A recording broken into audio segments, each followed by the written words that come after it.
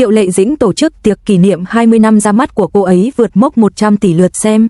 Gần đây, Triệu Lệ Dĩnh thu hút sự chú ý rộng rãi nhờ lễ kỷ niệm 20 năm hoạt động trong ngành giải trí, với những thành tựu chuyên nghiệp, sự ủng hộ của người hâm mộ và sự công nhận từ các giải thưởng lớn trở thành tâm điểm.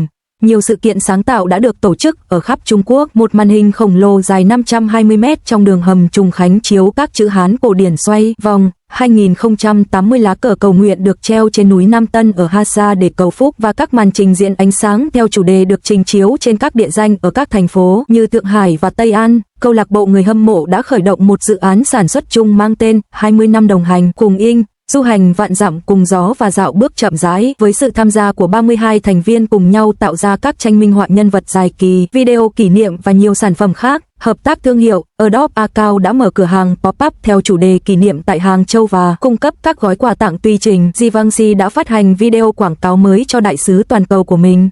Một làn sóng bình luận về các nhân vật đã lan truyền khắp Internet, với những nhân vật kinh điển như Lữ Trân, Hoa Khiếu, Cốt, Chu Kiều, Sinh Minh Lan và Từ Tiểu Hiệp gợi lại những kỷ niệm đẹp.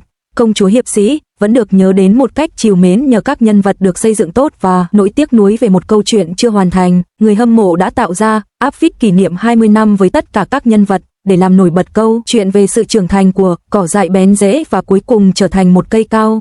Cô trở thành nữ hoàng Ngũ Kim Cúp đầu tiên nắm giữ 5 giải thưởng cấp quốc gia, bao gồm giải nữ diễn viên chính xuất sắc nhất của đài truyền hình Phi Thiên, 2 giải nữ diễn viên chính xuất sắc nhất của đài truyền hình Kim Ưng, trong đó có Kim Ưng Tam Kim Cúp và giải Bách Hoa cho nữ diễn viên phụ xuất sắc nhất. Cô ấy đã 3 lần được đề cử giải Magnolia cho nữ diễn viên chính xuất sắc nhất và sẽ đảm nhiệm vai trò giám khảo cho giải thưởng Magnolia cũng như đại sứ quảng bá cho Liên hoan phim quốc tế Thượng Hải năm 2026. Tổng số lượt xem của bộ phim truyền hình mà anh ấy đóng vai chính đã vượt quá 100 tỷ, đưa anh trở thành diễn viên đầu tiên trong ngành giải trí Trung Quốc đạt được thành tích này. Câu chuyện Minh Lan và Điệp viên công chúa liên tục đứng đầu bảng xếp hạng phim truyền hình nổi tiếng nhất trong những năm gần đây, trong khi Thị trấn nhỏ, biến cố lớn giành quán quân về tỷ lệ người xem trong quý 1 năm 2026. Những món trang sức cài tóc hình châm cài của Tuyền Châu đã được tài khoản Weibo chính thức của Bộ Văn hóa và Du lịch chứng nhận, góp phần quảng bá di sản văn hóa phi vật thể đến đông đảo công chúng. Làng Sunpu đã trở thành điểm đến du lịch nổi tiếng trong dịp lễ quốc tế lao động. Cuộc gặp gỡ tình cờ với cô ấy khi không trang điểm tại một quán cà phê đã làm nổi bật lối sống thoải mái của cô, giúp cô nhận được lời khen ngợi là hình ảnh đẹp nhất của một nữ nghệ sĩ nổi tiếng. Thương hiệu chăm sóc răng miệng của Yunnan Baiyao và sự chứng thực của Rene Federer tiếp tục thu hút sự chú ý, trong khi chiến dịch toàn cầu của Givenchy Beauty củng cố hình ảnh cao cấp của thương hiệu. Sự ngưỡng mộ người nổi tiếng một cách không gây phiền nhiễu được đón nhận nồng nhiệt. Giữ khoảng cách khi gặp gỡ người nổi tiếng và chụp ảnh như một sự ngầm hiểu. Việc treo cờ cầu nguyện Tây Tạng thể hiện ý thức về nghi lễ tôn giáo và lời chúc phúc. Sức hút đáng kể ở các thị trường cấp thấp hơn. Một video tổng hợp các nhân vật duy nhất đã nhận được hơn 100.000 lượt thích. Việc so sánh khả năng sản xuất phim truyền hình bom tấn và thành tích giải thưởng của anh ấy với các đồng nghiệp đã trở thành chủ đề bàn tán, nhưng người hâm mộ nhấn mạnh rằng anh ấy tập trung vào sự phát triển của bản thân.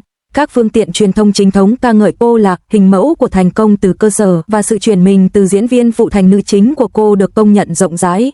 Một số tranh chấp trực tuyến, chẳng hạn như tranh chấp về thiết kế búp bê, đã được giải quyết thông qua các thủ tục pháp lý. Việc đề cập đến nội dung của người khác chỉ là trích dẫn khách quan từ nội dung đã được thảo luận công khai, không phải một bộ phim, mà là cả một hành trình. 100 tỷ không đến từ một tác phẩm, mà từ nhiều năm, nhiều vai diễn, nhiều thể loại, nhiều giai đoạn khác nhau. Mỗi bộ phim là một mảnh ghép, và tất cả ghép lại thành con số đó. Những vai diễn làm nên tên tuổi trong buổi lễ, những trích đoạn phim quen thuộc được chiếu lại. Không cần giới thiệu, khán giả vẫn nhận ra, khi một nhân vật trở thành ký ức của khán giả, có những vai diễn không chỉ dừng lại trên màn ảnh, chúng trở thành một phần ký ức của người xem. Khi những hình ảnh ấy xuất hiện lại, nhiều người trong khán phòng khẽ mỉm cười. Một số người lặng đi, bởi vì họ không chỉ xem phim, mà đã đi cùng nhân vật đó trong một khoảng thời gian của cuộc đời mình. Sự ủng hộ của người hâm mộ điều không thể đo bằng con số. Ngoài thành tích, buổi lễ còn dành một phần đặc biệt cho người hâm mộ. Những video chúc mừng từ khắp nơi được phát lên, không phải ai cũng nói trôi chảy, không phải ai cũng chuyên nghiệp, nhưng tất cả đều có một điểm chung, sự chân thành. Vì sao fan của Triệu Lệ Dĩnh đặc biệt? Bởi vì họ không chỉ yêu thích một ngôi sao, họ theo dõi một hành trình, từ lúc cô chưa nổi tiếng, đến khi cô trở thành một trong những cái tên lớn. Khi giải thưởng không còn là mục tiêu duy nhất trong suốt 20 năm, Triệu Lệ Dĩnh đã nhận được nhiều giải thưởng. Những danh hiệu lớn, những sự công nhận từ giới chuyên môn, nhưng điều quan trọng hơn giải thưởng. Khi được hỏi về thành tựu, cô không nói nhiều về giải thưởng. Cô nói về những vai diễn khiến cô nhớ, những khoảnh khắc khiến cô trưởng thành và những người đã ở lại cùng cô. Một khoảnh khắc rất lặng ở cuối buổi lễ, ánh đèn dịu xuống, Triệu Lệ Dĩnh đứng trên sân khấu, không có nhạc lớn, không có hiệu ứng, chỉ là một khoảnh khắc rất đơn giản, một câu nói nhẹ nhưng đủ. Cô nói 20 năm qua, tôi không hoàn hảo, nhưng tôi luôn cố gắng. Câu nói không dài, không mang tính diễn thuyết, nhưng đủ để khiến cả khán phòng im lặng trong vài giây.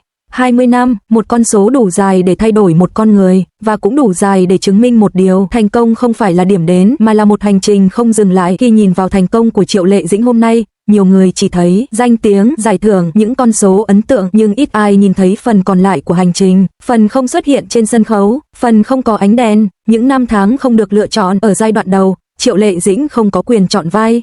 Cô nhận những gì có thể nhận, những vai nhỏ, những vai không tên, những vai mà khán giả có thể không nhớ, không phải vì cô không đủ khả năng, mà vì cô chưa có vị trí để lựa chọn. Khi bị nghi ngờ nhiều hơn được công nhận trong một thời gian dài, cô không được nhìn nhận ngay lập tức. Có những ý kiến cho rằng cô không có xuất thân nổi bật, cô không phải kiểu ngôi sao, ngay từ đầu cô khó có thể đi xa. Những nhận định đó không ồn ào, nhưng lại tồn tại rất lâu. Áp lực từ sự nổi tiếng khi bắt đầu được chú ý, áp lực không giảm đi. Ngược lại, nó tăng lên, mỗi vai diễn đều trở thành một bài kiểm tra. Một bộ phim thành công không đảm bảo bộ phim sau sẽ thành công, mỗi vai diễn đều mang theo kỳ vọng mới. Khán giả bắt đầu so sánh, vai này có tốt hơn vai trước không? Cảm xúc có còn như trước không? Cô có đang lặp lại chính mình không? Khi sự im lặng trở thành cách đối diện, Triệu Lệ Dĩnh không phải kiểu người phản hồi mọi tranh luận.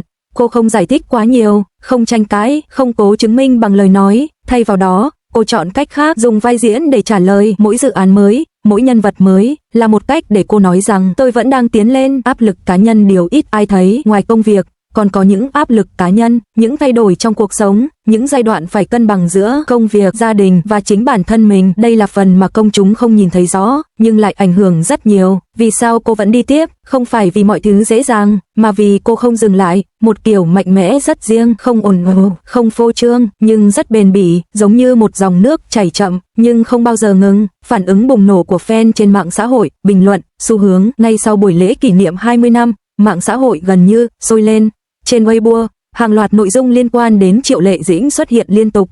Những từ khóa leo top nhanh chóng chỉ trong thời gian ngắn. Các cụm từ như Triệu Lệ Dĩnh 20 năm hoạt động, 100 tỷ lượt xem, hành trình của Triệu Lệ Dĩnh, khoảnh khắc phát biểu cuối buổi lễ đã xuất hiện dày đặc trên bảng tìm kiếm. Không cần chiến dịch quảng bá, không cần tạo hiệu ứng trước, chỉ cần một sự kiện đủ ý nghĩa. Những đoạn video được chia sẻ mạnh, các clip ngắn từ buổi lễ được lan truyền rất nhanh. Khoảnh khắc cô đứng lặng trên sân khấu, đoạn phát biểu ngắn nhưng chân thành, những hình ảnh từ thời mới vào nghề. Mỗi đoạn video đều mang một cảm xúc riêng. Bình luận của người hâm mộ không chỉ là khen ngợi, phần bình luận trở thành nơi người hâm mộ kể lại hành trình của chính họ.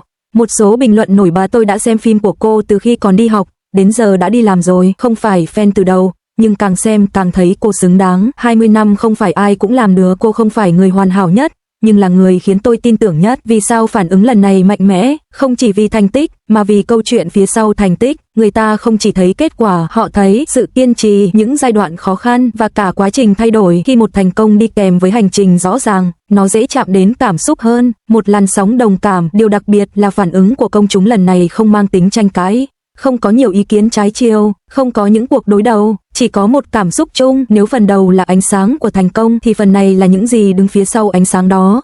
Một hành trình 20 năm không thể chỉ được kể bằng con số, danh hiệu hay những khoảnh khắc đẹp, nó còn được tạo nên bởi những lần bị nghi ngờ, những áp lực không ai thấy và sự kiên trì không ồn ào.